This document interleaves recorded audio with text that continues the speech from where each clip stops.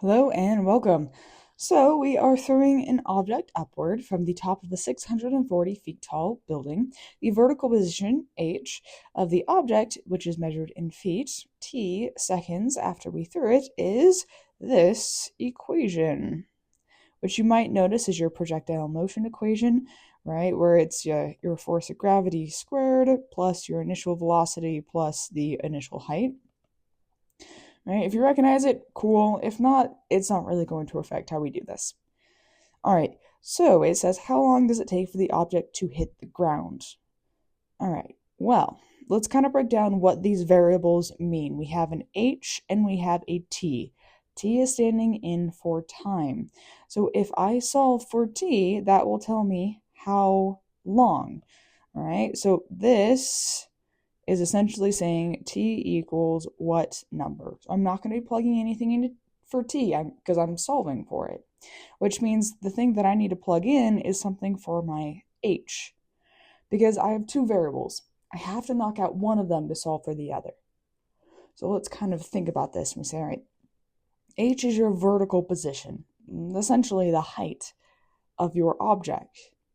Well, we're asking when our object hits the ground, what height would hit the ground imply? A height of 0.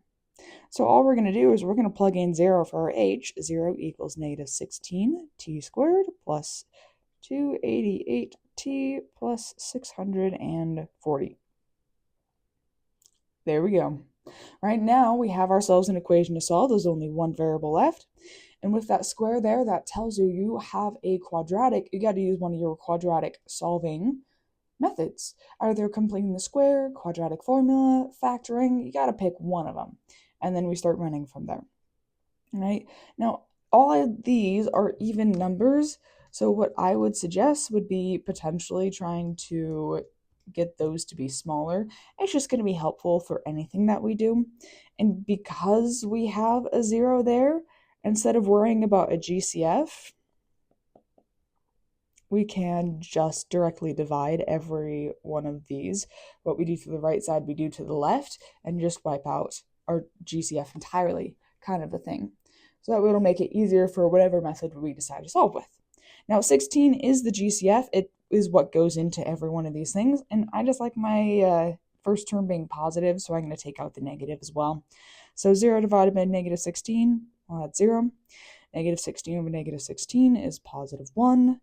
And then we get 288 divided by our 16 here. That'll be negative 8, nope. Yeah, negative 18.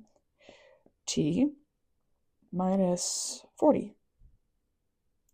All right, so now we'd say, okay, what method do we want to use? I am a fan of factoring. If I can factor, I'm going to factor.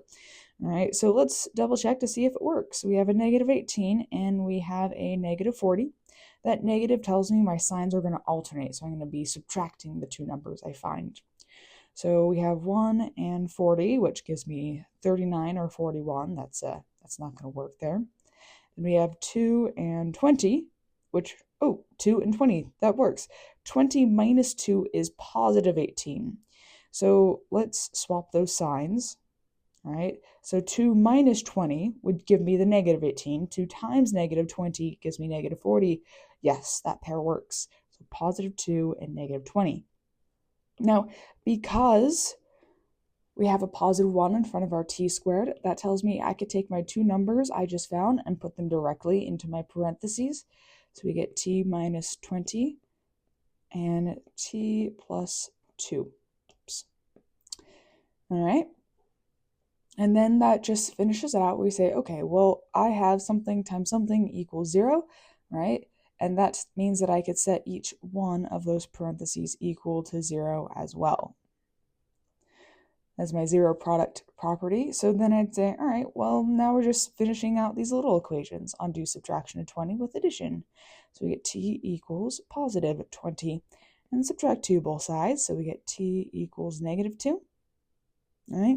Now, remember, you're solving for a time. Does it make sense that we're hitting our ground at negative 2 seconds? It means to hit the ground before we even started. So that's out of the running. Nope. which means 20 is the only answer that makes sense here. So 20 seconds. And there you go. Thanks for watching.